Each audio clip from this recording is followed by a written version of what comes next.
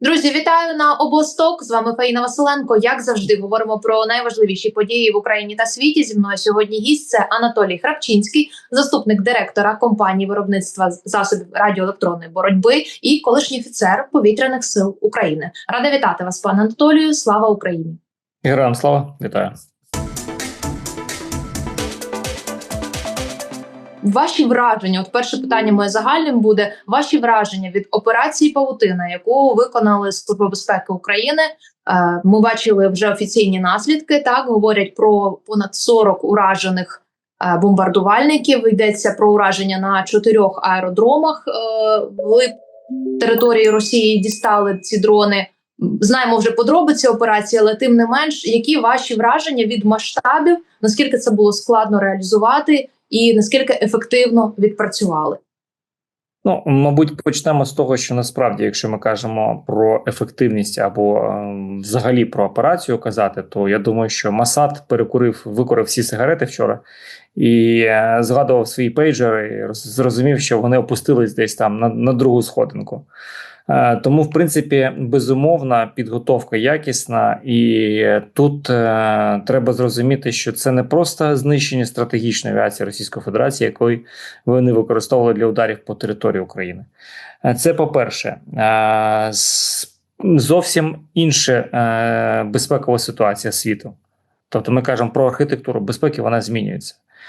Тези росіян стосовно того, що вони не хочуть, щоб Україна була в НАТО, тому що це буцімто загроза для їх кордонів, спростовуються, тому що на великій глибині в тилу російської території відбувається підрив стратегічної авіації, і поряд немає країн НАТО. Навіть це ж не поряд там з Фінляндією або іншими країнами. Тому тут теж постає питання, що а чи насправді ви боїтеся так НАТО, якщо ви не можете вберегти свою територію. Ну і знов таки давайте зауважимо, що в принципі знищення стратегічної авіації Російська Федерація за останній час суттєво скоротила кількість ударів зі свого боку по території України. Стратегічну авіацію. Це було пов'язано, безумовно, за рахунок зменшення ресурсу цих літаків, але тим не менш, тут ми кажемо про те, що ці п'яні твіти Медведєва вже будуть без підґрунтя, тому що вони вже не зможуть використати, наприклад, далекобійні удари по території Європи. Тому, в принципі, тут можна казати про створення гарантій безпеки для Європи з боку України. Тому я би сказав, що насправді зараз більшість країн світу переглядають архітектуру своєї безпеки, класичні системи протиповітряної оборони, системи кордонів. Все це зараз стає під сумнівом при можливостях використання дронів. Знов таки, давайте пригадаємо нещодавний твіт Ілона Маска щодо непілотової авіації. Весь світ тривалий час йшов в цьому напрямку. І всі передбачали просто забрати пілота з літака F-35 і роботизувати, щоб їм керувати на відстані. Але ніхто не передбачав, що можна використати малі дрони, FPV-дрони, які будуть нести 3-4 кг вибухових елементів, але вони будуть руйнувати стратегічну авіацію, що там крила відвалювались. Інші дрони морського базування будуть перехоплювати на російські тактичні літаки, гелікоптери. Тобто, коли малі дрони створюють і формують великий або фрегат, або великий літак, який раніше потрібно було для виконання бойових дій. Пане Анатолію, з вашої точки зору, як це могло відбуватися технічно? Тому що президент уже сказав, що там понад 110-117, якщо я не помиляюсь, дронів було застосовано. Тобто, якщо я правильно розумію, це і 117 операторів працює в цей момент, і вони працюють синхронно. Які тоді засоби зв'язку можуть вони використовувати? І як вдається взагалі досягти їхньої синхронності? Що це може бути? Ну, звісно, з міркувань безпеки, що можна розповісти? Так? Давайте... Да, зауважимо, що, по-перше, був чіткий розрахунок кількості бортів, які будуть Ну, бортів ми маємо на увазі кількість FPV-дронів, які будуть працювати по російських бортах. Тобто зрозуміло, що ми розраховували, що це не буде один FPV-дрон, а буде декілька FPV-дронів, які для гарантованого виконання задач. Знов таки, тут треба зрозуміти, що, на мою думку, скоріш за все, весь процес відбувався за рахунок набору алгоритмів, дехто називає це штучним інтелектом, але я би назвав би це набором алгоритмів, які дозволили би, наприклад, виконати задачу. І, скоріш за все, були не пілоти дронів, а були оператори дронів, які вже підтверджували чи спростовували, наприклад, там операцію. Тому що ми бачили дрон, який летить, роздивляється літаки, над кожним літаком зупиняється в цьому місці, де повинно було бути ураження, бачить, що він уражений, і летить далі. Тому, в принципі, тут я би сказав, що тут було частково пілотовано, частково здебільшого працювали оператори, які просто контролювали процес. І це, в принципі, набагато яскравіше і цікавіше, тому що ми бачили, що з потрібних пунктів, знов-таки, треба не забувати, що одна справа, коли ти дивишся на Google Maps, а інша справа, коли ти в горизонтальному польоті оцінюєш, де ти летиш і що ти бачиш. Тому, на мою думку, було напівавтоматичне це рішення, і знов-таки наслідки ми бачимо, і ефективність цього застосування ми бачимо. Пане Анатолію, а з точки зору використання зв'язку, що це було? Тому що Starlink, як ми знаємо, над територією Росії ж не працює. Не єдиним Starlink'ом. Знов-таки треба зрозуміти, що ми вже показували свої спроможності, керуючи дронами з виставок європейських на території України, і це були не тільки повітряні дрони, це була і роботизована техніка, тому тут треба зрозуміти, що канали зв'язку є різноманітні, не будемо відкривати всіх тайн, але насправді такі можливості в Україні є.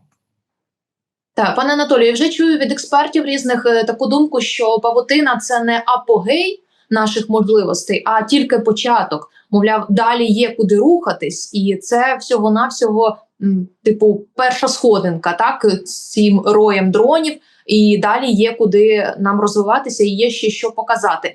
Як ви бачите, чи дійсно можна щось подібне повторити або перевершити? Чи це найвищим... Так.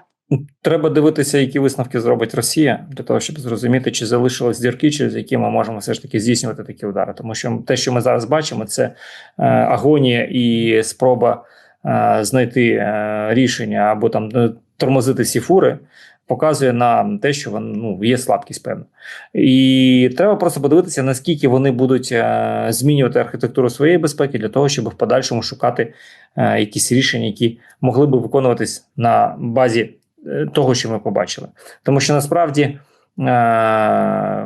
нещодавно на одній з зустрічей в Європі я пояснював, що коли західні партнери наші пояснюють, кажуть, що ми готові закуповувати ваше озброєння, ми готові там сплачувати, наприклад, купувати українських виробників зброї і передавати їх військовим українським, але ми хочемо, щоб там частково якось ви там відповідали європейським стандартам, стандартам НАТО. На моє запитання, чи відповідають стандарти НАТО, європейські стандарти вимогам сучасної війни, є пауза, насправді. Тому що, от я пояснюю теж, от дивіться, я зараз виходжу з цієї конференц-зали, іду в магазин електроніки, купую 3D-принтер, купую Mavic, звичайно, або якийсь інший дрон, і у мене в руках вже зброя. Тому що я на 3D-принтері надрукую певні елементи, куплю дещо там, якусь хімію, і ми можемо зробити зброю. Тобто безпекова ситуація, і тут треба зрозуміти, що це за рахунок демократизації технологій. За рахунок демократизації технологій ми отримали можливість через ChatGPT розробити і спроектувати реактивний двигун. Тому тут треба зрозуміти, що нам треба шукати інше рішення стримання певних можливостей. І розуміти, що ми маємо справу з такими державами, як Росія, Корея, Іран, Китай, які, в принципі, мріяли стати великою державою, великими державами для того, щоб теж приймати якісь міжнародні суттєві рішення. Але поки що вони посилюють свій військовий потенціал, тому що ми бачимо і покращення балістичних ракет корейських, і покращення іранських балістичних ракет. Нещодавний удар по Бен-Гуріону показав про те, що покращили суттєво іранська балістична балістика, навіть так, що системи ПРО ізраїльська Еро і американська Тхат не змогли перехопити. Тобто, в принципі, тут треба зрозуміти, що зміна архітектури безпеки зараз є надважливим елементом правильно сформувати можливі інструменти протидії. Тому що давайте пригадаємо, буквально там в минулому році були активні такі заяви, що над якимось там військовим об'єктом в Європі знаходиться невідомий дрон. Так само і в Сполучених Штатах. Невідомий дрон. Тобто ми розуміємо, що насправді тероризм на вигляді 11 вересня, він виглядає більш складним, ніж те, що можна зробити зараз з тими інструментами, які у нас є.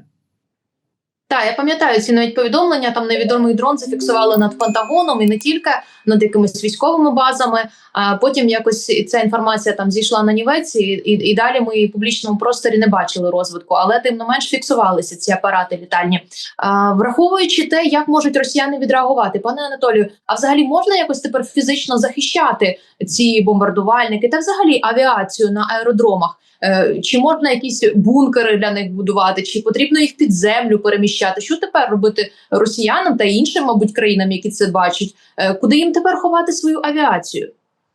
Я думаю, що буде так само, як в Радянському Союзі, коли перша частина отримала літаки Ту-160, то капанери, які будувалися для цих літаків, не підходили за розмірами. І тому Ту-160 вони були змінювати кут крила для того, щоб вміщатися в цей КПНР. Тому, в принципі, я би сказав, що насправді захисту від стратегічної авіації,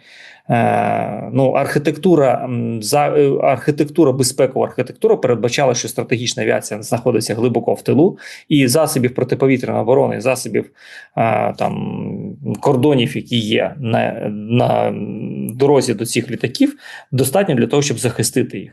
Тому що це ж літак, який суттєво боїться протиповітряної оборони. Але він може працювати, не входячи в зону протиповітряної оборони ворога.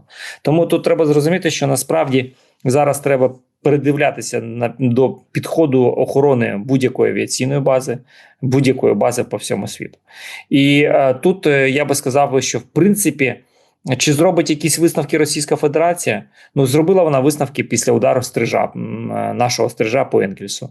Не зробила. Потім ми били по цьому аеродрому, і вони так передислокували, через певний час передислокували в Оленю, але тим не менш все одно вони розраховують на свої якісь імперські амбіції, не дозволяють їм оцінити ті ризики, в яких вони зараз знаходяться. Тому що Росія іде далі по території України, але не розуміє, що в тилу у них вже немає нічого. Тобто там ми розбомбили стратегічну авіацію. 4 склади з 7 найбільших складів ГРАУ знищені.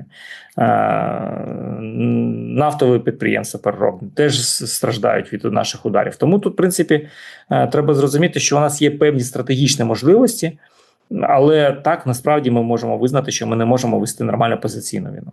Але ми добре можемо працювати, якщо ми кажемо про стратегічні удари по території Російської Федерації. Так, пане Анатолію, з приводу реакції пропагандистів, вони, звісно, вже запевняють, що ті борти, які вражені, вони, в принципі, та не дуже й використовувались, мовляв, Ту-160, то взагалі для ядерки, а ядерку ми не кидали, Ту-95, Ту-22, в нас там є, а там пошкоджено небагато, українці, мовляв, перебільшують, а 50 ще, теж, невелика втрата. Але, тим не менш, ми розуміємо, що це все літаки радянських часів, які розроблялися в минулому столітті, там середина і далі від минулого століття. Як вони їх будуть взагалі відновлювати, ці запаси, і чи будуть? Не зможуть вони їх відновити, принаймні будуть намагатися, але не зможуть відновити. 26 мільйонів доларів, якщо не помиляюсь, залишкова вартість кожного стратегічного літака на відновлення або модернізацію потрібно 100 мільйонів на борт. Тому тут я би сказав, що насправді це невідновлюємий ресурс. Якщо ми кажемо про літаки класу Ту-95 МС, Ту-22 М3, Ту-160 вони декларують, що вони їх можуть робити. Але останній літак Ту-160, який вони зробили, був зроблений з залишкових деталей, які були випущені ще за радянських часів. Більше того, на цьому літаку стоять двигуни, які раніше експлуатувалися на інших бортах. І під час випробувальних польотів один із двигунів було займання одного із двигунів. Як наслідок, комісія поставила, що займання відбулося за рахунок встановлення старих деталей при ремонті були використані старі деталі. Тобто ми розуміємо, який треш відбувається зі стратегічною авіацією Російської Федерації. І тут додатково ми ще знищуємо певну кількість літаків. І, в принципі, нещодавно з'являлись документи, буцімто вони хочуть їх відремонтувати, зробити ремонт літаків стратегічної авіації, і буцімто глибока модернізація літаків Ту-160-х, але ж знов-таки цей документ був схожий більше на намір, ніж на документ, який би підтверджував, що планується ремонт двигунів, наприклад, там, які стоять на Ту-95-х, НК-12, там, або якихось силових установок, які стоять на Ту-160 або на Ту-22М3. Тобто не було чіткої технічної описової частини, це було просто схоже на намір, що ми плануємо відремонтувати їх, і все.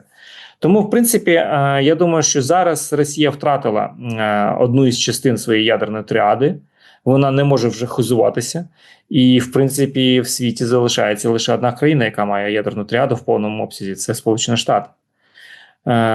Китай має літаки, копію старих радянських Ту-16, але вони ж знов-таки не виконують тих задач, які би могли виконувати навіть ті літаки Ту-160. Тому, в принципі, я думаю, що у Росії зараз буде агонія деякий час, але тим не менш вони будуть заявляти, що не все пропало, так все планувалось. Але знов-таки втрата стратегічної авіації, літаків, які вони активно використовували для нанесення ударів по території України. Зрозуміло, що це використання понад ресурсу, тому що, як я і в інтерв'ю Абозу зауважив, що це як працювати молотом бити по камахах, розумієте? Тому насправді авіація, яка може літати на 12 тисяч кілометрів, там бойовий радіус 6 тисяч, використання ракет, які можуть запускатися на глибину на 3 тисячі кілометрів, використовуються для ударів по Україні на відстань 500 кілометрів. Це насправді надресурс. Тому, в принципі, Росія пішла активно використовувати ударні безпілотники, балістичні ракети, те, що, в принципі, їм легше було би використовувати, ніж дороговартісна стратегічна авіація з дороговартісними ракетами. Одна із реакцій, яка є в інформаційному просторі, ці бомбардувальники перераховані, Україна свого часу вимушено віддавала Росії в рамках Будапештського меморандуму, і тепер, мовляв, Україна повертає своє. Пане Анатолію, чи можуть росіяни купити в когось такі подібні якісь бомбардувальники? Чи є, от ви сказали, що в Китаю є якась копія, можливо, Іран щось може запропонувати, чи ні? Тут без варіантів. Купити немає. Без варіантів. В жодній країні немає, є лише в Сполучених Штатах і все. Знов-таки, от я постійно дивуюсь оцім, а чого ж ми дали Ту-160 і чого ж ми дали стратегічну авіацію? Вибачте, ми не маємо тих розмірів для того, щоб використовувати стратегічну авіацію. Ми не плануємо воювати через океан з якоюсь країною. Тому тут треба зрозуміти, нам би краще було би ці гроші або ті зиски, які ми отримали від передачі цих літаків. Звісно, що Росії не треба було віддавати. Треба було зробити те, що зробили Сполучені Штати, наприклад, там порізали цю техніку. Але ж не треба було ці кошти кинути на тактичну авіацію, на розвиток тактичної авіації, на отримання можливості використовувати крилаті ракети класу повітря-поверхня, наприклад, які працювали би там на 1000 кілометрів. Тоді це було б правильно, насправді, рішенням. А жалітися, жалкувати стратегічної авіації, повірте, найбільше, що могли ми зробити з літаками Ту-160, це запускати супутники на низькоорбітальну орбіту. База повітряного пуску і все. Але ж знов-таки експлуатація цих літаків дороговартісна. Тому я думаю, що не треба жаліти, що ми їх віддали, треба жаліти, що вони залишилися у Російській Федерації. Це факт. І, власне, то був ультиматум, як ми пригадаємо, контекст історичний. Там не просто було Україна хочете, не хочете. Це були ультиматуми, Україні погрожували і санкціями, і ізоляцією. Сполучені Штати Америки не хотіли, щоб у молодої незалежної країни була ядерка, яку вони цю країну не знають, та нова створена. І вони говорили, що навіть той Байден, будучи сенатором, говорив, що нам не потрібна ядерка в Україні. Але тим не менш, це все лірика. Давайте тут я просто хочу пояснити дещо дуже важливе кожному українцю, щоб ми зрозуміли нарешті, що війна йде не 4-й рік, не 11-й а понад 300 років. Раджу всім ознайомитися зі створенням підрозділу СС Галичина, коли німці забороняли казати найманцям, що вони українці, вони галичани. Чому? Тому що всі розуміли, якщо буде вільна країна, то це буде найпотужніша держава, насправді. Ну, давайте ми подивіться, що відбувалося в країні за останній час. Ну, тобто, незалежна країна з 90-х років. Революцію на граніті хто робив? Українці. Помаранчева революція – українці. Гідності – українці. Хто виходив в Херсоні проти танків російських? Українці. Хто виходив на інших напрямках? Хто розбив колони під Києвом? Українці. Це не робили будь-які наші союзники, це не робили будь-яка влада українська. Практично всі дії в державі і спрямовані правильно задання правильного напрямку держави робили українці. Тому що ми хочемо жити в вільній країні, не в Радянському Союзі, не в Малоросії, не в корумпованій Російської Федерації. Так, у нас є свої проблеми, у нас є своя корупція, у нас є там ще купа нюансів, але давайте спочатку подолаємо зовнішніх ворогів, станемо незалежні, і тоді будемо будувати вже ту країну, яку ми хочемо. Погоджуюсь. Пане Анатолію, на вашу думку, після цієї операції «Павутина», ми вже говорили, так, що це був молот по комахах, так, коли вони застосовують бомбардувальники. Чи зміниться якось характер російських атак? Чи будуть вони якось їх змінювати? Ми розуміємо, що так, вони останнім часом більше закидають нас дронами, та не так часто вже масовані ракетні атаки, тим не менш. Як вони будуть змінювати свою тактику ударів? Ну, я думаю, що в будь-якому випадку декілька літаків вони на руках донесуть до пускових рубежів і запустять ракети для того, щоб показати все ж таки, що вони живі.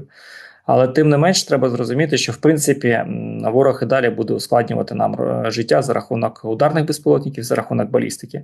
Тому що він бачить наші слабкі міста, він розуміє, що нам складно перехоплювати балістику, тому це буде, мабуть, основним напрямком руху. Знов-таки в інтерв'ю вашому виданню я зауважив, що найперспективніший і найнебезпечніший літак для України – це літак Ту-22М3. Чому? Тому що він несе ракети класу Х-22, Х-32.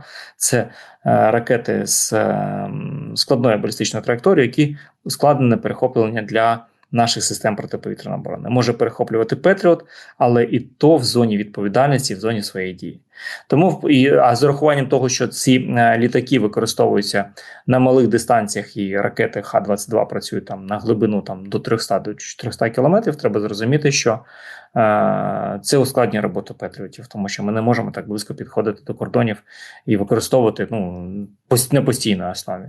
Але тим не менш, знов-таки треба зауважити, згадати, як ми знищили ці Ту-22М3 і під час виконання бойових задач, коли ми їх знищували нашими системами протиповітряної оборони, коли ми їх знищували на інших аеродромах в такий же самий спосіб, як вчора була операція, але поодинокими випадками, коли заходили диверсійні групи, якщо не помиляюсь, з Дігіляєва, по-моєму, чи в Шайковці було знищено декілька Ту-22 і там транспортні літаки.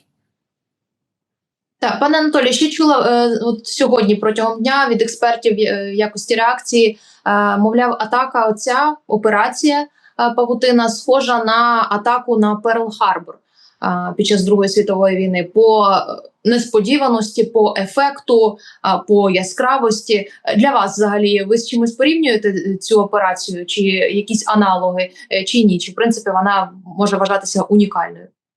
Це унікальна операція, це точно не Перл-Харбор, тому що різні сили, різні умови, асиметрична війна, зовсім інші засоби ураження,